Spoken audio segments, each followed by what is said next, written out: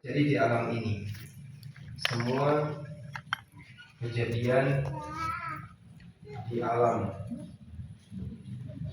nyata yang bisa diindra oleh manusia, apa yang Bapak lihat, apa yang Bapak rasakan, itu namanya realita kauni. Kemudian ada realita syar'i. Realita syar'i adalah kebenaran yang bersumber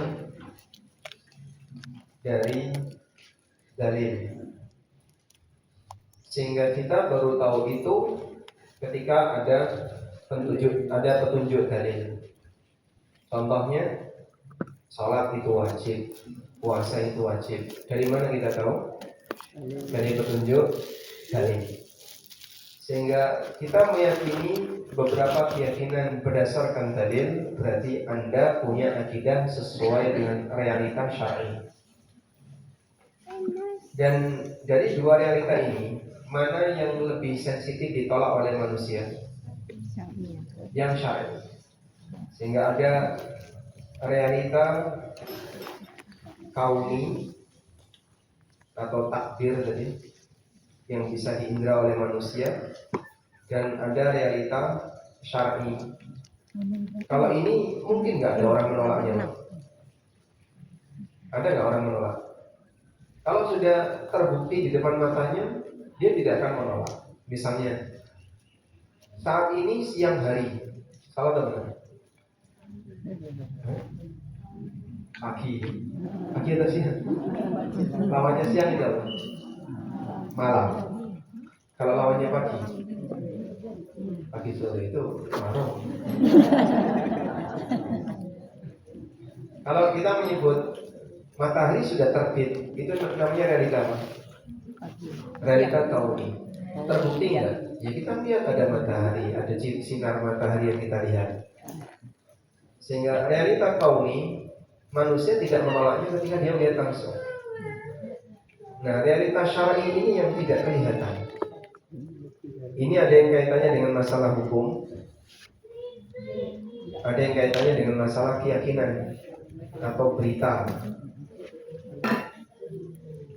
Yang kaitannya dengan masalah hukum seperti penjelasan sholat itu wajib, puasa itu wajib, zakat itu wajib. Ini berkaitan dengan hukum. Ada nggak orang yang menolak?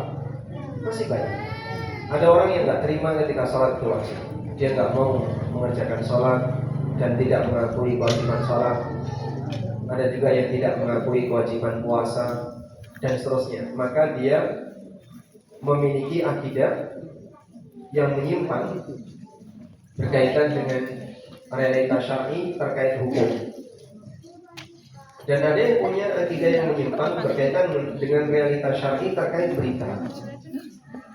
Misalnya, tidak percaya dengan adanya Dajjal, tidak percaya kalau besok akan ada Ya'juj dan Ma'juj, tidak percaya adanya azab dan nikmat kubur dan seterusnya.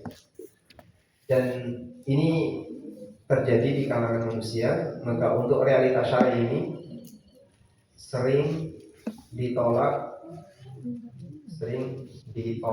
oleh manusia.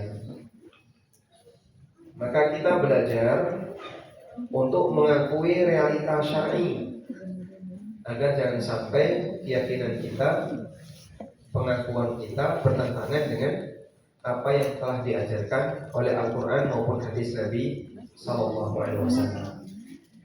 Dan tersebar banyak berita dalam medsos. Terkadang beberapa tokoh mengatakan ada kubur itu bukan doktrin agama, itu mitos. Nah, ini kan berbahaya sekali kalau dibiarkan menjadi keyakinan masyarakat, karena nanti mengajarkan orang untuk menolak keyakinan syar'i. Selanjutnya kita beralih ke definisi akidah yang menyimpang.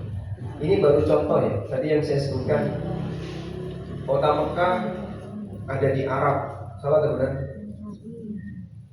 Kota Mekah ada di Arab, benar. Makam Nabi SAW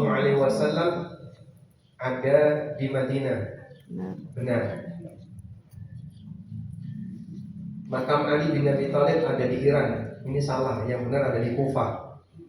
Beliau dimakamkan di Kufah, dan Kufah itu Irak, bukan Iran. Misalnya lagi,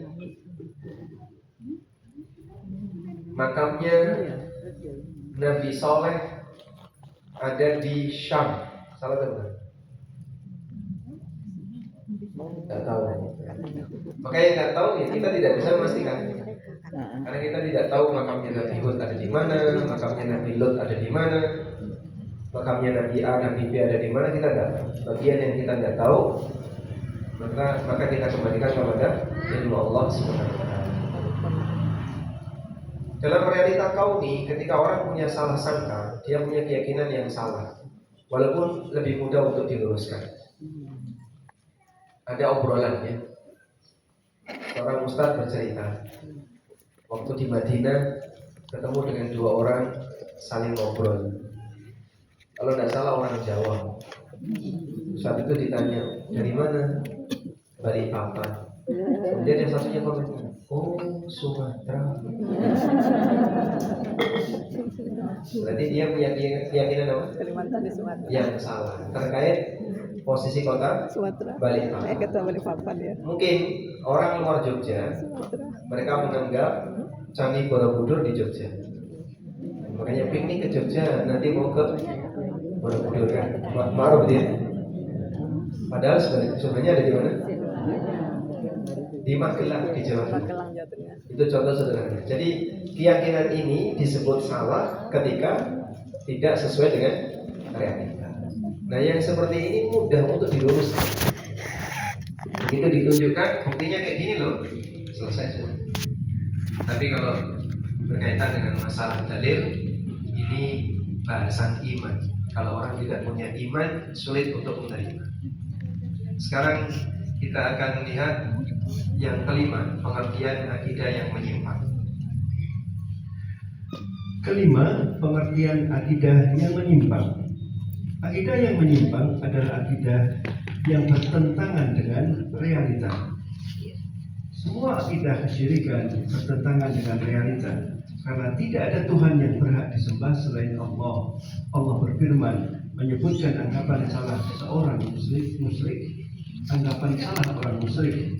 Wa ya'buduna min dunillahi ma la yadurruhum wa la yanfa'uhum wa yaquluna haula'i syufa'auna 'indallah qul atunabbi'una Allah bima la ya'lamu fis samawati wa la fil ardh subhanahu wa ta'ala amma yusyrikun.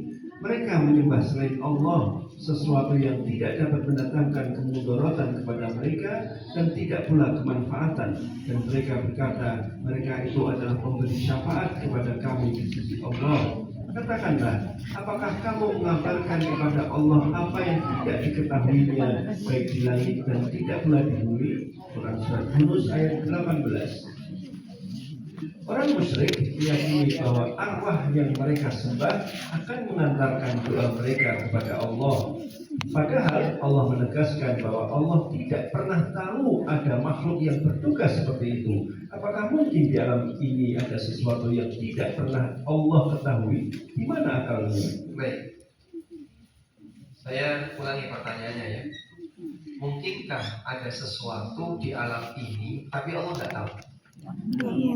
Ya, nggak mungkin. Kenapa? Karena Allah mengetahui semua yang ada di alam ini. Allah mengetahui semua yang ada di alam ini. Baik. Mungkinkah di sebuah perusahaan terjadi sesuatu yang pemiliknya nggak tahu? Mungkin. Kenapa? Karena pengetahuan manusia itu sifatnya terbatas. Jadi sampai pada rumahnya sendiri dia nggak tahu kalau ternyata ada benda seperti itu. Misalnya seorang suami tiba-tiba menemukan benda tertentu, kok ada ini dari mana? Kok bapak nggak tahu ya? Itu kan saya sudah lama beli. Istrinya beli Tupperware tapi nggak pernah lapor. Mungkin ya itu terjadi. Kenapa? Karena manusia punya keterbatasan pengetahuan. Tapi ini tidak mungkin terjadi pada Allah, karena Allah mengetahui semua yang terjadi di alam ini. Ayat yang disebutkan di surat Yunus ayat 18 menceritakan tentang klaim dustanya orang musyrikin.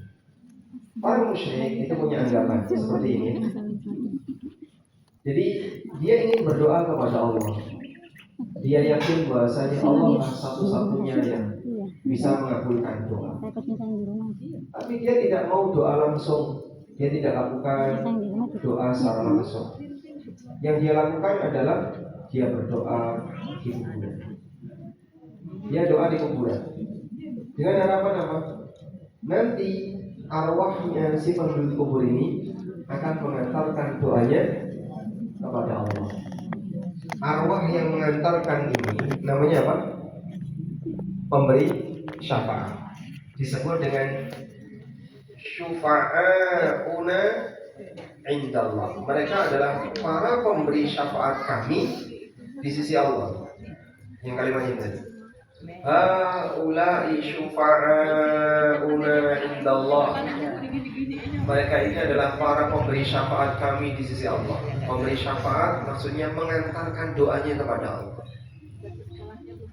Sehingga dia permohonannya ditujukan kepada penghuni kubur, tapi dengan keyakinan bahwa penghuni kubur ini nanti arwahnya akan mengantarkan doanya kepada Allah. Lalu Allah Subhanahu wa taala mengatakan, "Qul atunabbi'una Allah bima la ya'lamu fis samawati wal ard." Sampaikan kepada Muhammad, apakah kamu akan memberitakan, menyampaikan kepada Allah sesuatu yang Allah tidak pernah tahu itu ada di langit dan di bumi? Allah tidak pernah tahu kalau ada makhluk yang bertugas seperti ini. Berarti itu ada atau tidak? Kalau Allah tidak pernah tahu, berarti itu ada atau tidak? Berarti ini kan tidak ada. Sehingga Allah tidak pernah menunjuk makhluk yang bertugas mengantarkan doa. Sehingga begini, ada makhluk yang ditunjuk bertugas melaporkan amal. Ada nggak? Ada. Makhluk yang ditunjuk oleh Allah bertugas melaporkan amal. Ada atau tidak, Bapak? Malaikat. Ada. Siapa, Pak? Malaikat. Ini kan terdapat banyak dalil yang menjelaskan tentang malaikat melaporkan amal hamba kepada Allah. Lalu yang kedua, makhluk yang bertugas mengantarkan doa. Ada atau tidak ini? Ada atau tidak? Ini oleh orang musyrik. Di sini kita bagi menjadi dua ya. Orang musyrik meyakini ini ada, yaitu siapa?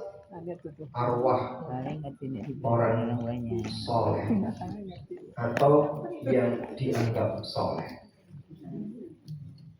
Dan ini beda-beda antara orang musyrik satu dengan orang musyrik yang lain. Orang musyrik ada yang mengagungkan Husain bin Ali radhiyallahu anhu, seperti yang terjadi pada Syiah. Dia menganggap bahwasanya doanya akan diantarkan Husain kepada Allah. Ada yang mengagungkan wali Kanjeng Sinten, sehingga dia menganggap bahwasanya arwahnya Kanjeng Sinten ini akan mengantarkan doanya kepada Allah. Ada yang meyakini Habib Fulan yang akan mengantarkan doanya kepada Allah. Dan masing-masing punya tempat doa sesuai dengan keyakinannya. Aku lebih cocok dengan kuburan ini. Aku lebih cocok dengan kuburan ini. Sehingga kalau dia diajak ke kuburan yang lain, gak cocok. Karena dia cocoknya sama itu. Dia cocoknya sama itu. Ya. Sehingga ada nggak yang mengantarkan doa kepada Allah? Jawabannya orang musyrik meyakini ada. Padahal Allah mengatakan tidak ada. Maka kalau Allah sudah bilang tidak ada, Allah mengatakan tidak pernah tahu, berarti itu kan tidak ada. Andaikan ada makhluk yang bertugas mengantarkan doa, maka yang paling layak adalah malaikat. Tapi tidak pernah kita diperkenalkan dalam kajian iman kepada malaikat. Ada malaikat yang bertugas mengantarkan doa, itu ada nggak? Coba di buku akidah yang mana ada malaikat yang bertugas mengantarkan doa? Lewat mana? Sehingga pikirkan, baik mereka yang suka gandrung dengan kuburan. Memang mereka tidak berdoa ke kuburan. Jadi pengakuan mereka, saya tidak minta kepada ahli kubur. Terus yang kamu lakukan apa di sini? Arwah ini akan mengantarkan doa kepada Allah. Kalau memang ada makhluk yang bertugas untuk mengantarkan doa hamba kepada Allah, yang paling layak dapat tugas itu malaikat. Sebagaimana ada malaikat yang bertugas melaporkan amal. Coba kau pikir, kalau malaikat saja tidak ada yang ditunjuk oleh Allah untuk bertugas itu, bagaimana kau meyakini ada arwah yang bisa melakukan seperti itu? Padahal yang bisa mengantarkan amal hamba itu malaikat. Kamu sholat di depan kuburan, apakah arwah ini akan mengantarkan amal sholatmu kepada Allah? Oh, enggak, itu tugasnya malaikat. Dia mengakui itu. Dia mengakui kalau yang bertugas mengantarkan amal adalah malaikat. Tapi giliran masalah mengantarkan doa, dia menganggap ada makhluk yang bisa mengantarkan doa. Disinilah akal yang hilang dari orang musyrik. Akal yang hilang dari orang musyrik.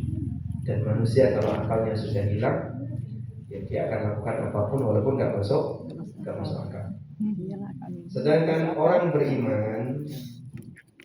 beriman meyakini bahwa tidak ada makhluk yang bertugas mengantarkan doa. Tidak ada makhluk yang bertugas ngantar doa, itu tidak ada. Dari mana Bapak bisa punya keyakinan itu? Surat Yunus ayat 18 menegaskan demikian. Qul atunabbi'una Allah bima la ya'lamu fis samawati wa la fil ard. Apakah kau akan menyampaikan sesuatu yang Allah tidak pernah tahu itu ada di langit dan di bumi? Berarti kan hakikatnya apa? Tidak ada. Begitu ya. Kita lanjutkan. Keyakinan yang salah berikutnya yang dimiliki oleh orang Yahudi. Orang Yahudi meyakini bahwa kalaupun mereka salah, mereka akan diadab di neraka hanya beberapa hari saja. Setelah masa adab berakhir, tempat mereka di neraka akan diganti oleh kaum selain Yahudi. Allah membantah keyakinan salah ini melalui firman-Nya, "Wa qalu lan tamassana an-naru illa ayyaman ma'dudah." Qul attakhadtum 'indallahi 'ahdan fala yukhlifallahu 'ahdah am taquluna 'alallahi ma la ta'lamun.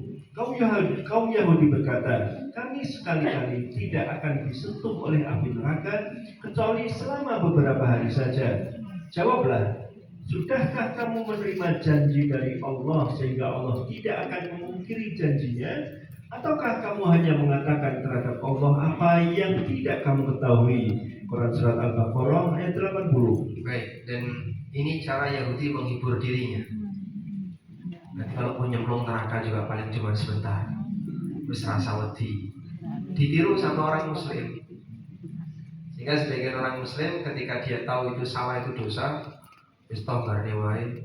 Kok nek nyemplung neraka ya paling mung delet. Paling mung delet di delet. Nanti kalau pun masuk neraka cuma sebentar. Pernah nggak dengar orang ngomong kayak gitu? Ada.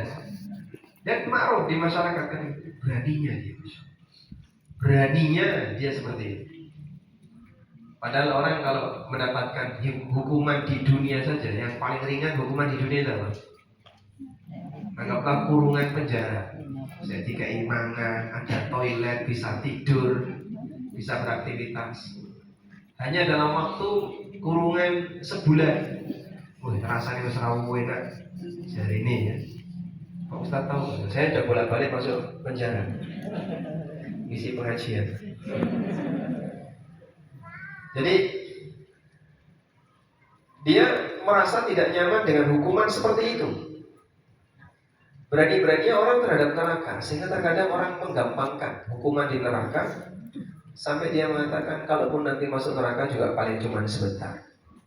Jadi cara Yahudi menghibur diri dalam rangka mempertahankan maksiat yang mereka lakukan. Coba kita lihat keterangan Ibnu Jarir.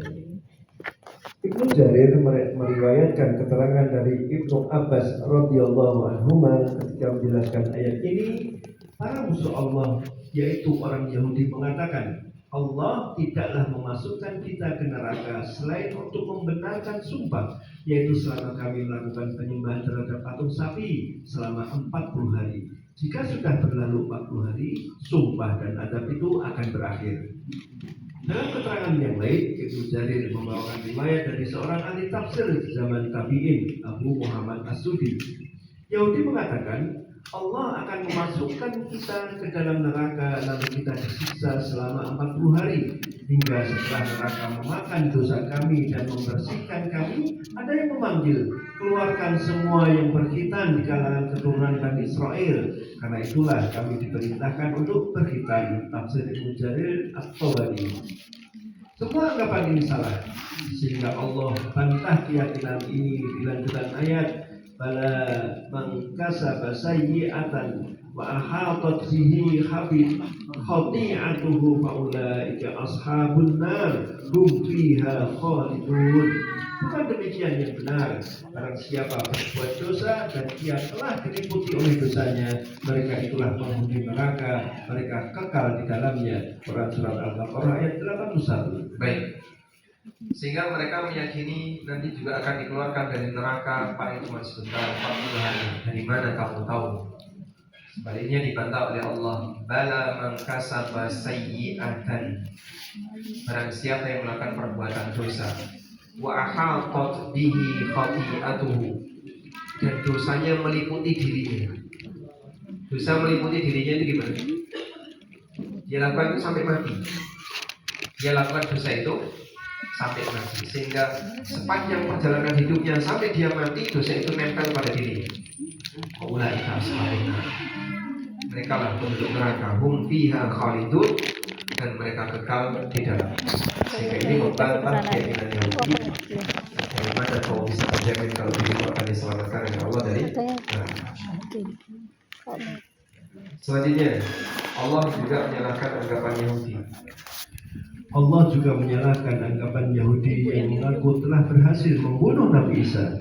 Allah berfirman, wa qaulihim inna qatalna al-masiha Isa bin Maryam rasulullah wa ma qataluhu wa ma salabuhu walakin subbiha lahum wa innal ladzina ikhtalafu fihi la fi syakkin minhu ma lahum bihi min ilmin illa ittiba'ad dhanni wa ma qataluhu yaqina bal rafa'ahu Allah ilaihi. Karena ucapan mereka, sesungguhnya kami telah membunuh Al-Masih Isa putra Maryam Rasul Allah, padahal mereka tidak membunuhnya dan tidak pula menyalibnya, tapi yang mereka bunuh adalah orang yang diserupakan dengan Isa bagi mereka. Sesungguhnya orang-orang yang berselisih tentang pembunuhan Isa benar-benar dalam keraguan tentang hal itu. Mereka tidak mempunyai pengetahuan yang pasti tentangnya, melainkan hanya mengikuti persangkaan belaka. Mereka tidak pula yakin bahwa yang mereka bunuh itu adalah Isa, tetapi Allah telah mengangkat Isa kepadanya. Quran surat An-Nisa ayat 157-158. Baik.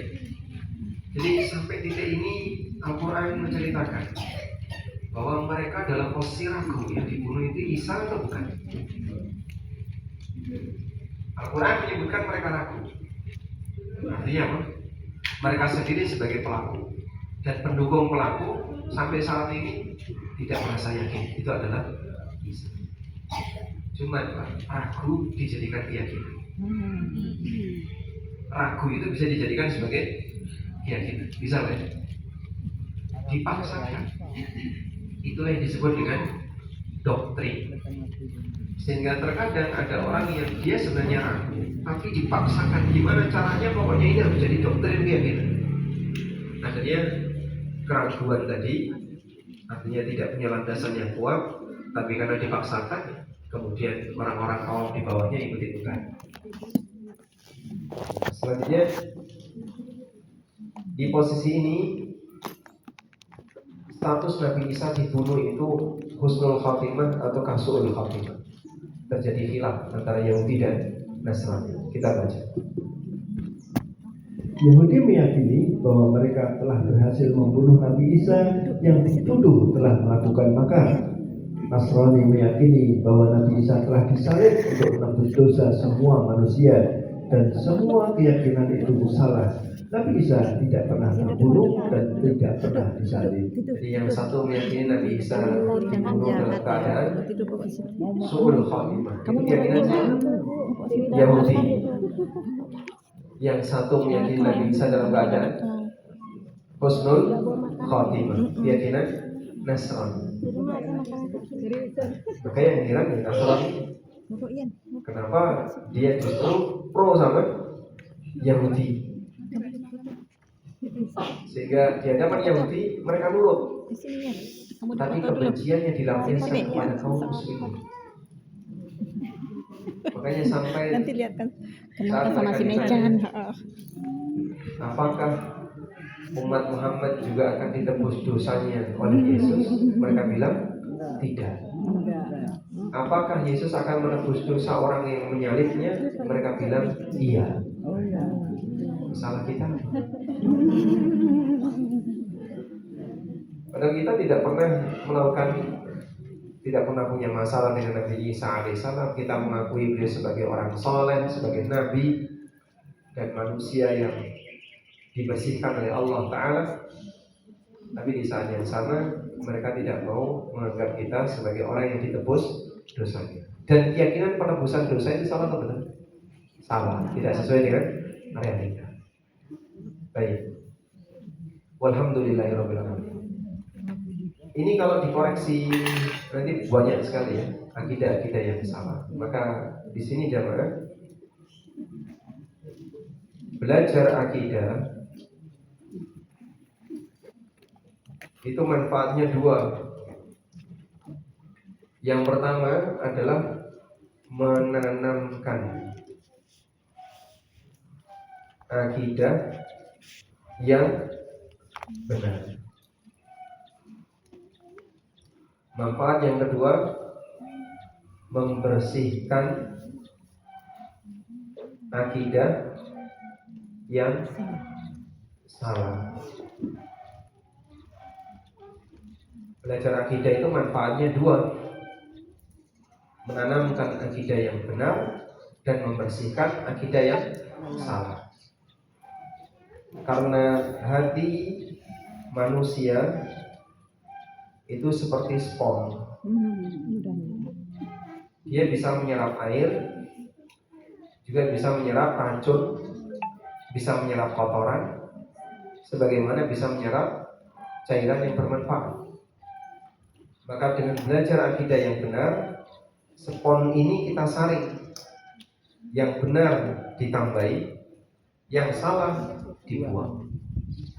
Itulah posisi hati ibarat spons. Baik.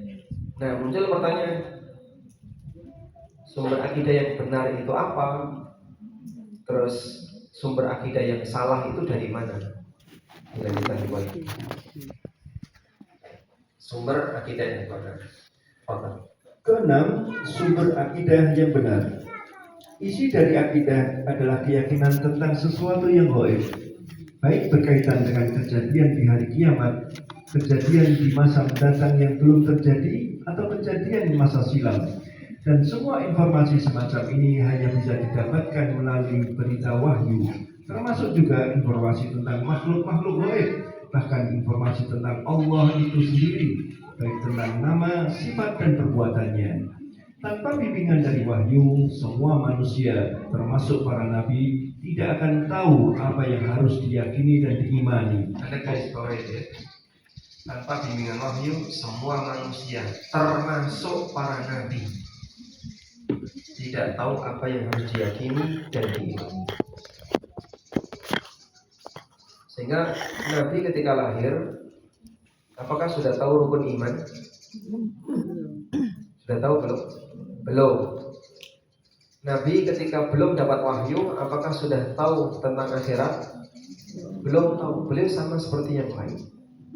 Maka sosok kemanusiaan beliau sama sebagaimana yang lain. Beliau adalah basyarun, manusia biasa. Tapi beliau dapat wahyu. Nah, saat beliau dapat wahyu, disinilah ada informasi gaib yang beliau dapatkan dari Allah, sehingga tidak bisa dijangkau oleh akal manusia maupun indera manusia. Kita lihat firman Allah di bawah itu. Allah berfirman, wa kadzalika auhayna ilaika ruhan min amrina ma kunta tadri mal kitabu walal iman. Demikianlah kami wahyukan kepadamu wahyu Al-Quran dengan perintah kami. Sebelumnya kamu tidaklah mengetahui apakah Alkitab Al-Quran dan tidak pula mengetahui apakah iman itu. Quran Surat Asy-Syura ayat 52. Sebelumnya kamu tidak mengetahui apa itu Quran dan apa itu iman. Jadi sebelum beliau dapat wahyu, beliau tidak tahu tentang itu. Surat Asy-Syura ayat berapa? 52. Saya ulangi ya. Sebelum jadi Nabi Muhammad sallallahu alaihi wasallam tidak tahu iman. Apa dalilnya? Surat Asy-Syura ayat 52. Allah juga berfirman di surat Ad-Duha, wa wajadaka dhallan fahada. Allah jumpai kamu dalam kondisi tidak tahu, lalu Allah berikan petunjuk. Atau Bari menjelaskan. At-Tabari menjelaskan, Allah berfirman kepada Nabi-Nya Muhammad sallallahu alaihi wasallam, dulu kamu tidak tahu wahai Muhammad apakah apa itu kitab dan apa itu iman yang kami berikan kepadanya, yang kami berikan keduanya kepadamu. Tafsir At-Tabari. Semua penjelasan tentang hal gaib itu tidak mungkin bisa dipahami kecuali melalui sumber wahyu, karena sumber selainnya tidak mungkin bisa menjangkaunya. Informasi gaib itu tidak bisa diperoleh melalui logika, apalagi sebatas domain rakyat yang tersebar di masyarakat, walaupun telah menjadi bagian dari budaya. Dan ini salah satu sumber keyakinan di masyarakat. Sehingga ada keyakinan kalau terjadi gerhana bulan berarti tipangan buto. Terus semua benda-benda diapain? Dipukuli, kentongan dipukuli, pohon-pohon dipukuli, ayo tangi-tangi, kok tidak butoe medun. Karena buto sudah sampai langit mangan bulan. Masih ada kayak gini? Yang punya keyakinan kayak gini masih ada? Mungkin masih ya. Itu kan peninggalan masa silam. Atau keyakinan ketika ada meteor, bintang ngaleng, apa keyakinan orang? Mau ada peristiwa besar di bumi, sehingga ketika melihat ada bintang ngaleng, ada peristiwa besar yang akan terjadi. Waktu saya jadi marbot, mesinnya sedang direnovasi. Ada obrolan tukang dengan sesama kuli, sesama tukang di mesin itu. Terus tanya ke saya, Mas, tadi malam melihat nggak orang lintang ngaleng? Wah, ngerti ya Pak. Jadi ngerti bukan? Itu tanda apa? Besok bupati ini bakal terpilih. Jadi masih banyak orang yang punya keyakinan kejadian langit akan berpengaruh kepada peristiwa di bumi. Dan ini kan keyakinan kesyirikan, mengkaitkan antara kejadian langit dengan peristiwa di bumi yang berasal dari Jareni, dan itu berawal dari budaya yang ada di masyarakat. Baik, saya ulang tadi ya, tentang peta tema akidah. Tema akidah ada berapa Pak secara umum? Pertama tentang Khalik, tentang Allah. Akidah tentang Allah. Ada banyak nggak dalam Al-Quran Pak? Banyak. Dalam hadis juga banyak. Yang kedua akidah tentang makhluk. Tentang makhluk ini bisa terbagi menjadi dua. Pertama, makhluk di akhirat. Apa saja itu? Semua isi akhirat. Ada surga, neraka, dan kejadian-kejadian di sekitar surga dan neraka. ada mahsyar, ada mizan, dan seterusnya.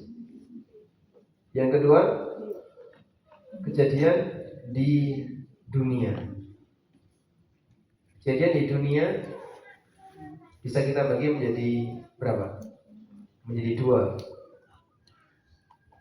Yang pertama, yang gaib, tidak kelihatan.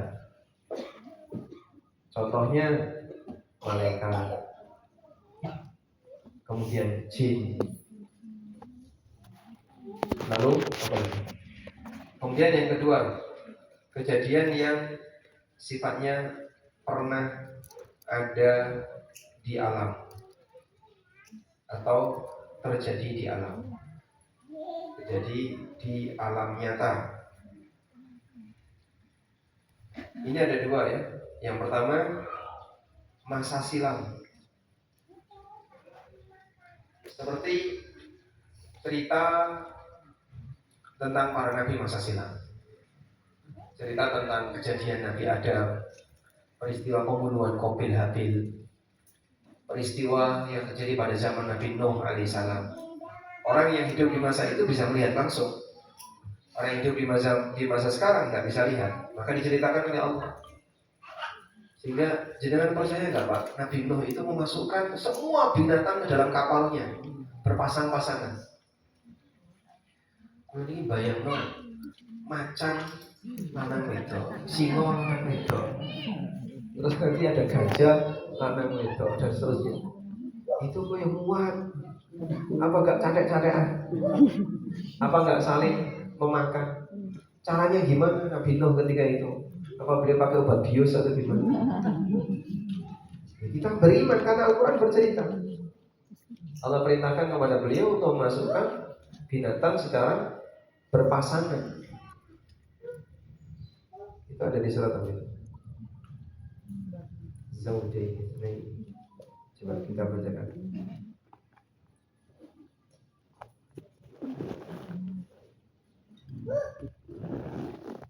Di surat Hud ayat 40 Allah mengatakan, hatta idza jaa amruna, hingga apabila telah datang ketetapan kami, yaitu yang diputuskan oleh Allah berupa banjir, wa farat tanur, dan tanur sudah terpenuhi dengan air. Qul nahmil, maka kami perintahkan, ihmil fiha, muat, tampung di dalam kapalmu, min kullin, dari setiap makhluk, zaujain itsnain, dua atau sepasang, dua makhluk sepasang. Wa ahlaka, dan berikut keluargamu. Nuh ikut juga di kapal itu bersama keluarganya. Illa man sabaqa alaihi alqaul, kecuali yang sudah ditetapkan dia tidak ikut, yaitu istrinya. Wa man aman, dan orang-orang yang beriman. Sehingga penumpangnya dalam ayat ini Allah sebutkan ada 3 jenis. Pertama, Nabi Nuh dan keluarganya. Yang kedua, orang yang beriman kepada Nabi Nuh di kalangan manusia. Yang ketiga, binatang berpasangan. Ngumpul Nuh ini gimana sih? Nyekel kewan itu gimana sih? Allah Maha Kuasa untuk mendudukan mereka, dan mereka semuanya bisa muat terangkut dalam kapalnya Nabi Nuh. Dan ini bukti bahwasanya banjir ini menyeluruh ke dunia, menyeluruh seluruh permukaan bumi.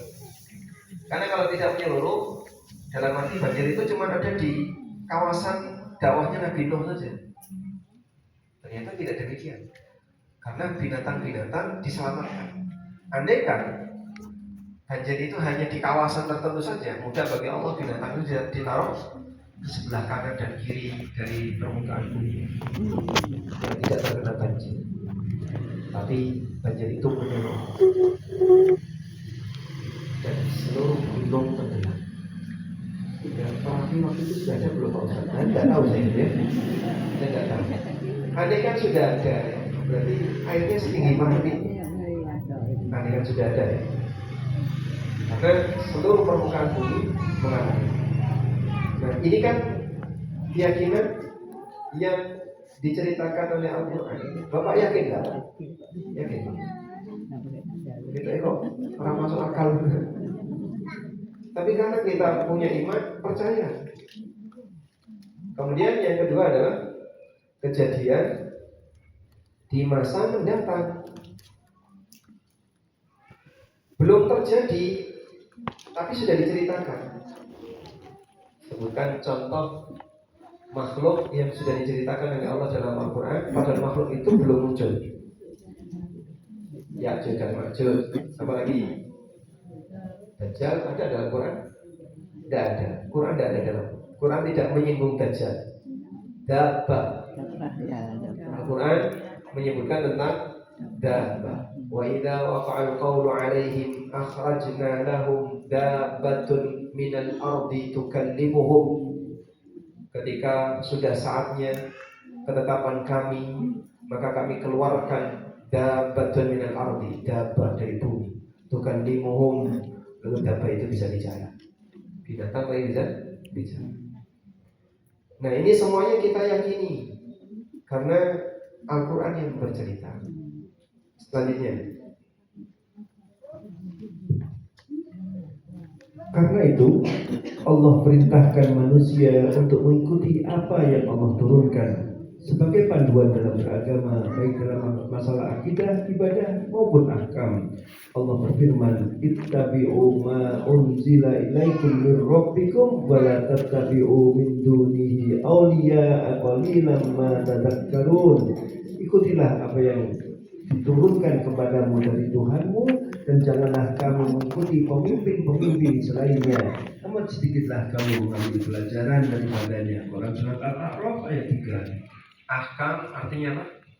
Hukum. Sehingga kita dalam beragama mengikuti semua yang Allah turunkan, baik dalam masalah akidah, dalam masalah ibadah, maupun dalam masalah aturan hukum. Pemimpin-pemimpin aulia di sini adalah makhluk yang diikuti. Ada yang diikuti sampai disembah, ada yang diikuti dengan cara dikultuskan. Itu semuanya disebut aulia. Aulia dari kata wali yang artinya kekasih, karena dia sangat dicintai oleh orang yang pro kepada dia. Sehingga Masya Allah, karena saking senangnya itu sampai diperjuangkan. Saya baru dapat cerita ya, kalau sudah waktunya haulan sekumpul itu dalam jarak sekian ratus kilo itu penuh dengan manusia. Jalanan dalam jarak sekian ratus kilo itu penuh dengan manusia. Acaranya katanya cuma habis maghrib sampai jam 7 atau sampai isya, tambah dikit acaranya cuma gitu. Tapi yang datang itu banyak sekali. Itu banyak nggak yang nggak sampai lokasi acara sudah selesai? Banyak. Jadi masih di jalan, acara sudah selesai terus balik. Padahal dia masih acara sudah selesai. Acara haulannya itu dari maghrib sampai isya. Tapi yang datang itu bergerak mendekat selama maghrib sampai isya tadi. Bahkan dari mulai kemarin itu sudah pada datang. Itu sampai ratusan kilometer. Masya Allah. Dari mana? Karena kecintaan. Makanya itu yang disebut dengan wali, aulia menurut kelompoknya. Baik. Sehingga disinilah Allah sebut ketika seseorang itu dekat sekali dengan sesuatu, maka dia akan jadikan dia sebagai wali. Dan orang beriman walinya siapa? Allah. Walladzina amanu. Allah waliyul ladzina amanu. Allah adalah wali bagi orang-orang yang beriman. Kemudian kita beralih ke sumber akidah menyimpang. Kalau tadi yang ke-6 sumber akidah yang lurus. Sekarang sumber akidah menyimpang. Mungkin ini panjang, sehingga nanti nggak selesai. Maka saya sebutkan petanya dulu. Sumber akidah menyimpang itu secara umum ada dua. Secara umum, pertama adalah logika, yang kedua budaya. Nah, kita mau bahas nih sumber akidah yang menyimpang yang berasal dari logika. Cukup panjang, mungkin karena waktunya tinggal 15 menit, nggak selesai. Kita baca sedapatnya saja. Apa Pak? Ketujuh, sumber akidah yang menyimpang. Umumnya, akidah yang menyimpang bersumber dari dua hal. Yang pertama, logika yang bertentangan dengan kebenaran yang valid. Seperti orang-orang yang menolak kebenaran yang valid dengan alasan tidak logis. Munculnya Dajjal di akhir zaman, turunnya Nabi Isa, munculnya Dabbah, dan seterusnya. Semua itu disebutkan dalam hadis sahih dari Nabi Shallallahu Alaihi Wasallam. Meskipun realita itu muncul di akhir zaman, tidak bisa diindra oleh manusia, tidak mampu dijangkau oleh akal manusia, namun kita wajib mengimaninya dan nanti pasti akan terjadi. Bagi mereka yang merasa bahwa hadis tentang tanda kiamat tidak masuk akal, mereka tidak mau mengimaninya. Mereka merasa bahwa semua itu tidak akan terjadi karena akal mereka tidak mampu menjangkaunya. Penolakan semacam ini jelas salah, karena mereka mengingkari informasi yang disampaikan dari Allah yang Maha Tahu dan Maha Kuasa untuk menciptakan hamba dengan sifat yang tidak umum dimiliki makhluk lainnya. Ya, di sini Allah Maha Kuasa untuk menciptakan hamba yang tidak umum dimiliki makhluk yang lain. Kok bisa Nabi Isa turun dari langit itu gimana? Padahal astronot saja kalau naik itu harus pakai selongsong baju astronot. Tujuannya apa? Agar tidak rusak karena tekanan berbeda. Jadi ini ya. Itu Nabi Isa apakah menggunakan baju astronot untuk menstabilkan tekanan di badan? Ya, Allah Maha Kuasa untuk menciptakan kejadian yang tidak umum. Dajjal keluar matahari dari mulai terbit sampai tenggelam berapa lama? 1 tahun lamanya. Kalau kita kan cuma dari terbit sampai tenggelam 12 jam, 13 jam. Ini dari mulai terbit sampai tenggelam setahun. Jadi ibarat kalau ini berrotasi ya, seperti kereta yang ngerem mendadak. Dengan kecepatan tinggi tiba-tiba ngerem mendadak. Yang terjadi apa? Penumpang yang ada di dalamnya akan terhempas. Mungkin barang-barang akan terhempas semuanya. Bumi yang awalnya berotasi normal tiba-tiba direm mendadak. Sehingga yang kecepatannya bisa berputar dalam 24 jam sekali. Sekarang setahun baru selesai. Apa gedung-gedung gak ambruk apa ya? Dengan bayangan kamu. Padahal Allah Maha Kuasa untuk menciptakan hamba dengan sifat yang tidak umum dimiliki oleh makhluknya yang lain. Selanjutnya, dulu orang musyrikin tidak meyakini akan adanya hari kiamat dengan alasan bagaimana mungkin jasad yang sudah menjadi tanah bisa dihidupkan kembali. Allah berfirman menceritakan perbuatan mereka. Wa daraba lana mathalan wa nasiya khalqah qala may yuhyil idhama wa hiya ramim qul yuhyiha alladhi ansha'aha awwala marrah. Dia membuat perumpamaan bagi kami dan dia lupa pada kejadiannya. Ia berkata, siapakah yang dapat menghidupkan tulang belulang yang telah hancur luluh? Katakanlah, ia akan dihidupkan oleh Tuhan yang menciptakannya kali yang pertama. Quran surat Yasin ayat 78-79. Al-Hafidz Ibnu Katsir rahimahullah menyebutkan beberapa riwayat bahwa sebagian orang musyrik datang kepada Nabi Shallallahu Alaihi Wasallam dengan membawa tulang yang mereka lembutkan, lalu ditampakkan di hadapan Nabi Shallallahu Alaihi Wasallam sambil mengatakan, apakah mungkin Allah akan menghidupkan kembali tulang ini? Quran Tafsir Ibnu Katsir. Mereka menganggap mustahil jasad manusia yang sudah hancur bisa dihidupkan kembali oleh Allah, sehingga mereka tidak meyakini akan ada kehidupan yang kedua pasca kematian. Mereka lupa bahwa Allah Maha Kuasa untuk menghidupkan kembali makhluk yang sudah mati. selanjutnya, Akal harus tunduk. Di hadapan wahyu, seharusnya akal tunduk dan tidak ikut berkomentar, terutama ketika menerima informasi yang dirasa tidak masuk akal. Para ulama menyampaikan ungkapan idza sabatal asaru batalan nadhar. Jika ada dalil yang sahih, akal batal terpakai. Prinsipnya pasrah terhadap dalil, terutama terhadap berita yang dirasa kurang masuk akal. Kita simak hadis berikut ini dari Abu Hurairah radhiyallahu anhu. Beliau bercerita, Rasulullah Shallallahu Alaihi Wasallam melaksanakan sholat subuh, kemudian beliau menghadap kepada para sahabat lalu menyampaikan ceramah.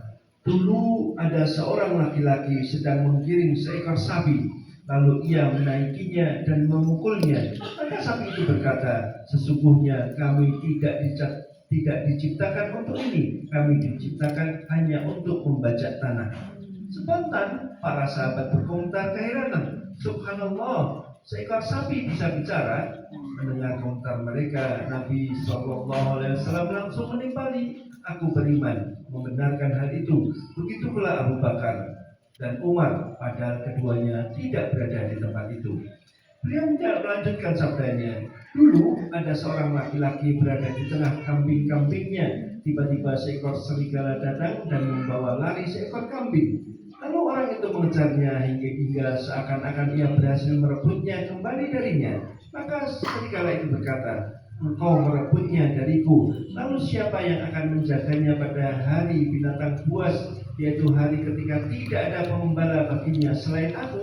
Spontan para sahabat berkomentar keheranan, subhanallah, serigala bisa berbicara. Mendengar komentar mereka, Nabi Sallallahu Alaihi Wasallam langsung menimpali, aku beriman membenarkan hal itu. Begitu pula Abu Bakar dan Umar, padahal keduanya tidak berada di tempat itu. Hadis riwayat Bukhari dan Muslim. Baik. Ini hadis yang luar biasa ya. Jadi dikala ada orang yang meragukan apa yang disampaikan Nabi SAW, beliau langsung mengatakan, fa inni u'minu bihada. Aku beriman dengan ini. Beliau ngasih contoh. Karena beliau sendiri juga dapat wahyu. Bukan beliau yang menciptakan cerita itu, tapi beliau mendapatkan berita itu dari siapa? Dari Allah.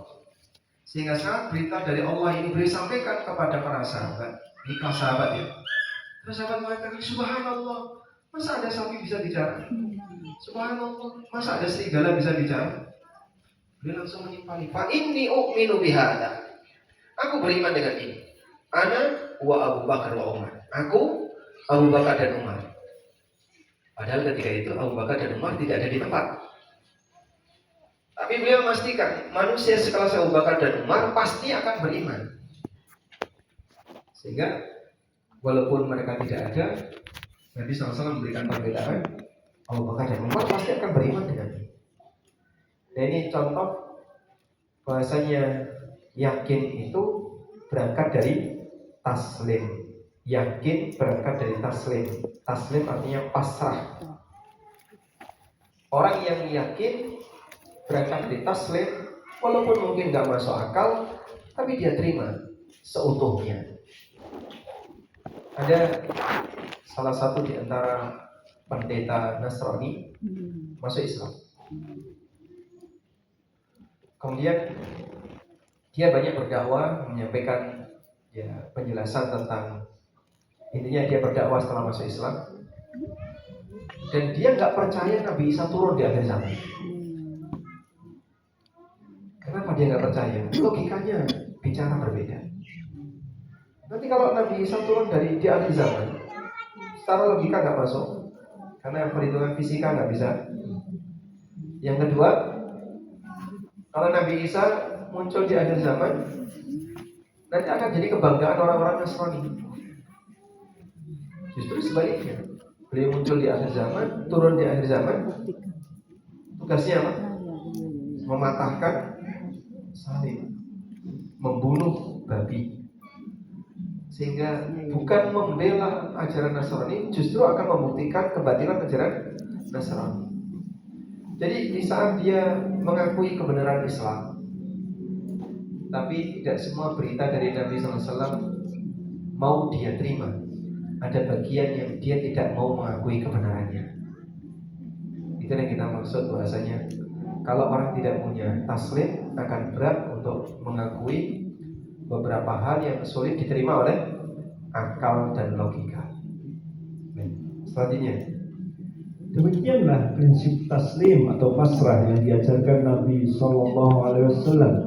Sekalipun informasi yang beliau sampaikan dianggap aneh dan tidak masuk nalar, namun beliau tetap beriman. Nabi Shallallahu Alaihi Wasallam juga memuji Abu Bakar dan Umar, meskipun saat beliau menyampaikan hadis itu mereka berdua tidak ada di tempat saat beliau ceramah. Namun beliau memastikan bahwa manusia terbaik di kalangan umat ini pasti akan mengimani berita yang beliau sampaikan, sekalipun tidak bisa dijangkau akal.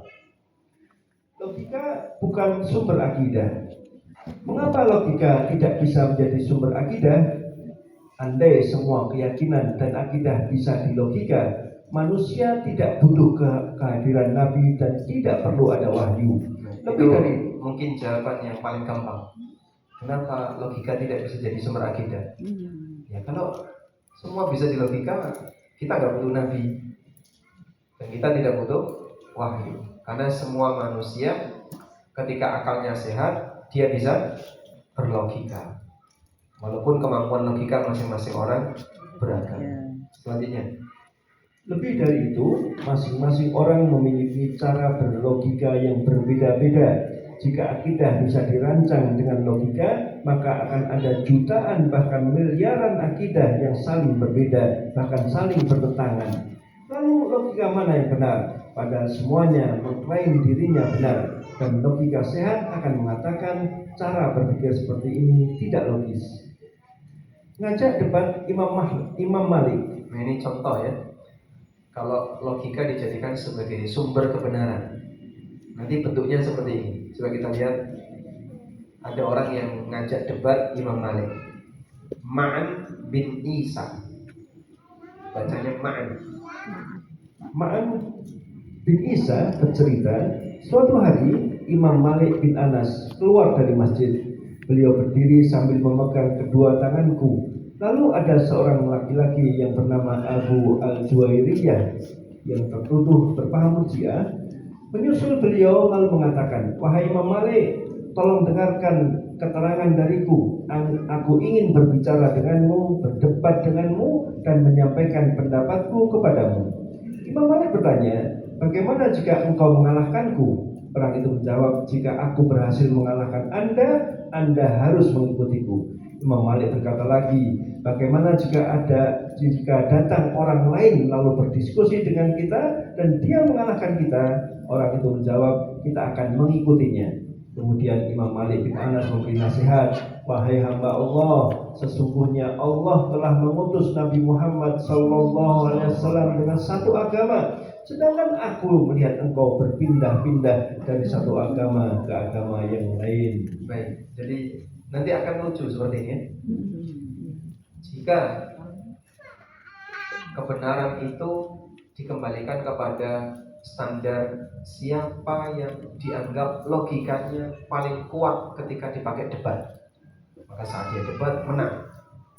Berarti nanti kan kebenaran itu tidak ada, sampai muncul istilah kebenaran adalah kesalahan yang tertunda. Carpe diem. Kalimat-kalimat kayak gini kalau di kampus kayak UIN itu banyak sekali kan? Maka ada istilah paham skeptis. Kebenaran adalah kesalahan yang tertunda. Sehingga kebenaran itu nggak ada. A dan B debat, menang A, maka B harus ikut A. Datang C, lalu mendebat A dan B, menang C, maka A dan B harus ikut C. Sekarang A, B, C. Datang D, debat, menang D, gimana D? Ikut D. Nah terus yang benar yang D, terus sampai di Z, Z debat dengan A, menang A, ikut A lagi. Maka sebatas menang debat itu tidak membuktikan kebenaran. Saya ulangi ya, sebatas menang debat itu tidak menandakan kebenaran. Menang debat, kalah debat itu hanya masalah kekuatan retorika. Ada orang yang lebih pintar beretorika, nyeyelan, bantahan, pintar ngomong, tapi belum tentu benar. Sehingga yang seperti ini kalau dijadikan sebagai standar kebenaran, siapa yang berdebat maka dia yang benar, berarti kebenaran tidak ada. Jadinya kebenaran itu tidak ada. Sehingga tayangan-tayangan debat baik di YouTube atau di tempat medsos apapun yang mungkin Bapak pernah tonton, itu bukan sumber ilmu. Ya. Jangan jadikan debat sebagai sumber pembelajaran agama. Kalau sumber sakit hati mungkin, sehingga debat terus orang hati, baik yang menang maupun yang kalah, itu tetap hatinya nggak normal gitu. Nah normalnya gimana Pak? Yang menang kosong bangga, munggah, mendur, sombongnya nggak karu-karuan. Seolah-olah dia yang paling hebat. Yang kalah sakit hati. Wah, tadi saya sebenarnya ingin menyampaikan ini, tapi sempat kelupaan, nggak terima, besok diulang lagi. Dan demikian seterusnya. Subhanallah. Kalau ini jadi standar kebenaran, maka tidak akan pernah ada ujungnya. Disinilah kita perlu paham bahwasanya logika tidak bisa dijadikan sebagai standar kebenaran dalam beragama, karena bisa saja ada logika orang lain yang lebih kuat ketika dia berhasil menjelaskan. Wallahu a'lam. Walhamdulillahirabbil alamin. Baik.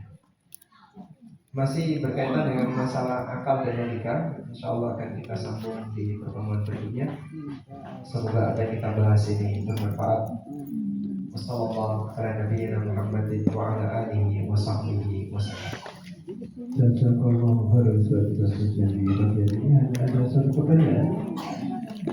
Izin bertanya Ustaz, apa hukum bermuamalah dengan bank konvensional seperti menyewakan gedungnya, membangun gedungnya, menyiapkan jaringan IT-nya atau hal-hal yang berkaitan dengan bank tersebut?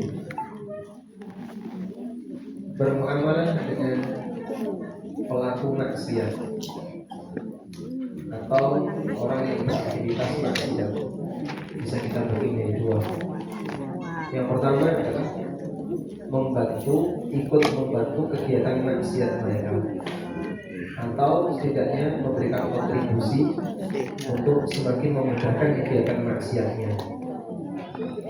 Dan praktek seperti ini berarti melanggar firman Allah Ta'ala, wala ta'awanu 'alal itsmi wal 'udwan. Jangan begini di WA. praktek dosa dan Bagus ini maksiat. aku nggak diundang. Dalam transaksi riba, yang menikmati riba mungkin cuma satu orang. Pasti karena gara-gara itu. Tapi ada 5 orang yang semuanya dikutuk oleh Udah Nabi nanya, SAW. udah pernah bilang nggak mau Sebagaimana dia. disebutkan dalam Yang hadis bilang dari udah, Jabir bin Abdullah. nggak mau deh. La'ana Rasulullah sallallahu alaihi wasallam Dapat akila riba tanyakan, saya juga nggak ada wa diundang, nggak mukila masuk nih Pak. wa Kata katiba istri ikut aja. wa Sama syahidai. Udah dari pertama. Rasulullah SAW melaknat orang yang makan Karena riba, nggak akan yang mungkin memberi Pak makan itu riba, undang kita. yang mencatat, dan 2 saksinya. Wa qala sawa, dan dia mengatakan semuanya sama saja. Semuanya punya status sama-sama berbuat dosa, karena mereka dalam lingkaran maksiat bersama. Bisa pula pelaku riba ini statusnya, atau orang yang terlibat di sini sebagai orang yang ikut membantu dalam transaksi riba, turut mendapatkan dosanya. Yang kedua, bermuamalah dengan pelaku perbuatan haram atau pelaku maksiat, namun tidak mendukung kegiatan maksiat mereka. Artinya bermuamalah untuk wilayah yang ubah dengan mereka. Untuk bagian yang kedua ini hukumnya boleh.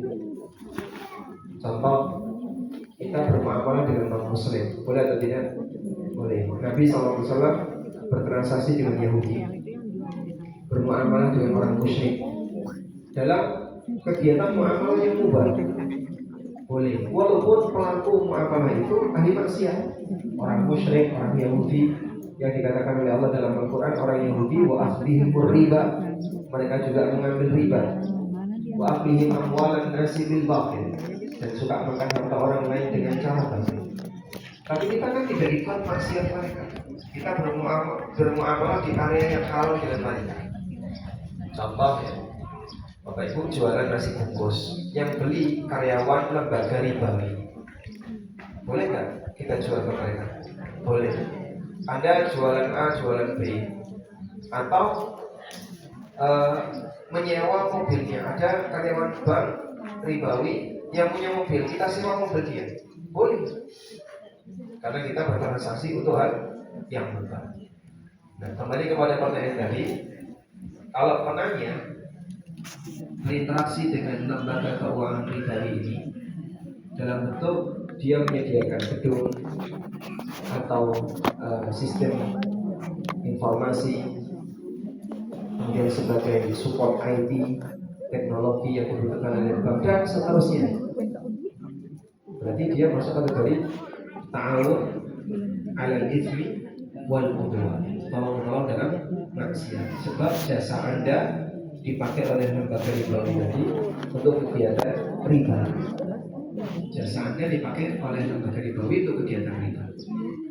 Lain halnya kalau jasa yang Anda sediakan tidak berkaitan langsung dengan kegiatan mereka. Tapi Pak, nanti kalau saya jual nasi yang makan karyawan lembaga riba, kan jadi tenaga terus nyambut gawe. Nah, kalau seperti itu caranya, tidak ada muamalah kita yang beres. Pasti nanti nyambung bersambung dengan orang yang berbuat maksiat. Sehingga Bapak misalnya jualan apapun, jualan baju, saya jualan baju kepada si A, ada yang beli baju saya. Pernah nggak Muslim memakai baju kamu berbuat maksiat? Pasti, orang mungkin tidak. Dia keluar rumah, berarti kamu turut dapat dosa.